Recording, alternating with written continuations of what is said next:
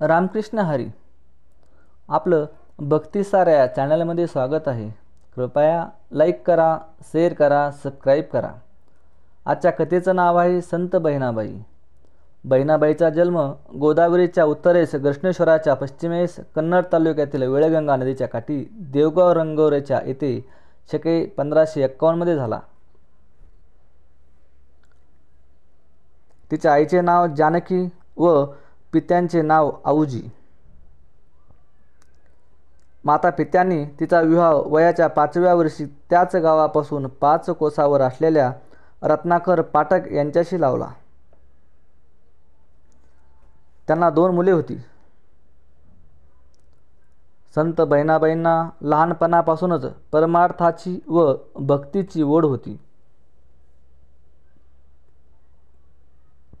कथा, कीर्तने, पुराण श्रवण आणि सत्वपुरुषांची सेवा यात संत बहिणाबाई रमली होती. पण तिची संसारावरील आसक्ती कमी होऊन परमार्थिक वृत्ती वाढत गेली. घरची गरिबी, शिक्षणाचा अभाव, तरीही समाधानी वृत्ती व संत वृत्तीला साजेशी पांडुरंगाची ओढ मनातच होती. अखंड नामस्मरण चालू असे. शेतात काम करीत असतानाही हा भक्तिभाव अभंगाचे रूपाने तिच्या मुखातून बाहेर पडे. पुढे कोल्हापूरच्या वास्तव्यात जयराम स्वामीच्या कथा कीर्तनाचा संत बहिणाबाईच्या मनावर प्रभाव पडला.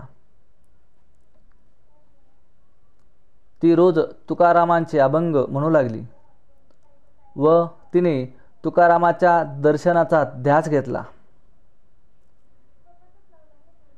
तिला तुकोबारायांना सद्गुरू करून त्यांचे अनुग्रह व आशीर्वाद घ्यावयाचा होता. म्हणून रात्रंदिवस तुकोबांचे अभंग म्हणत ती त्यांचे ध्यान करू लागली.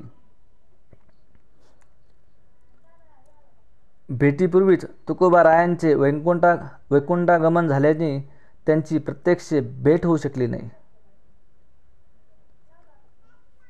शेवटी तुकाराम महाराजांचे वैकुंठ गमन झाल्यावर बहिणाबाईची निष्ठा पाहून तुकोबारायांनी कार्तिक वैद्य 5 शके 1569 रोजी स्वप्नात येऊन तिला साक्षात दर्शन दिले व गुरुपदेश दिला.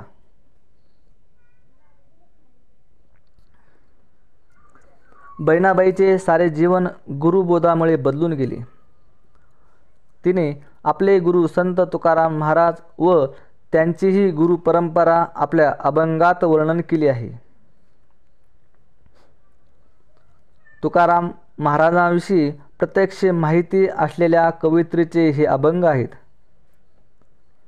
त्यामुळे या अभंगांना विशेष महत्त्व आहे. त्यांचे वर्णन करताना गेल्या शतकातील एक श्रेष्ठ संत चरित्रकार आणि श्री गजानन विजयकर्ते संत कवी दासगणू महाराज लिहितात. पहा केवढा अधिकार ऋणी तिचा परमेश्वर.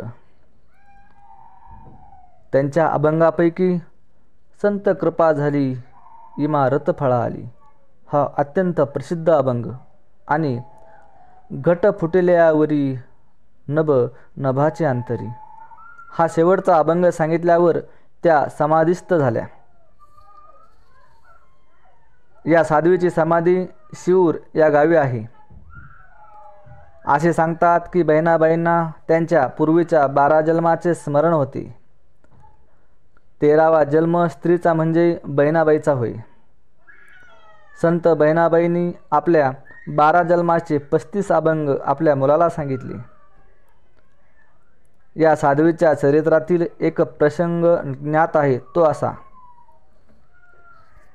नेमाप्रमाणे एकादशीच्या वारीकरिता पंढरीला निघालेले असताना त्यांना अचानक थंडी वाजून ताप भरला. परंतु पांडुरंगाच्या भेटीची एवढी तळमळ की त्यांनी अंगावरच्या फाटक्या गोंगडीला विनंती केली, ही माझी हुडवडी तात्पुरती तुझ्याजवळ ठेव. एवढी वारी करून येईन आणि मग माझा भोग भोगीन. ही घोंगडी त्यांनी एका झाडावर ठेवली. व त्या वारीस निघून गेल्या.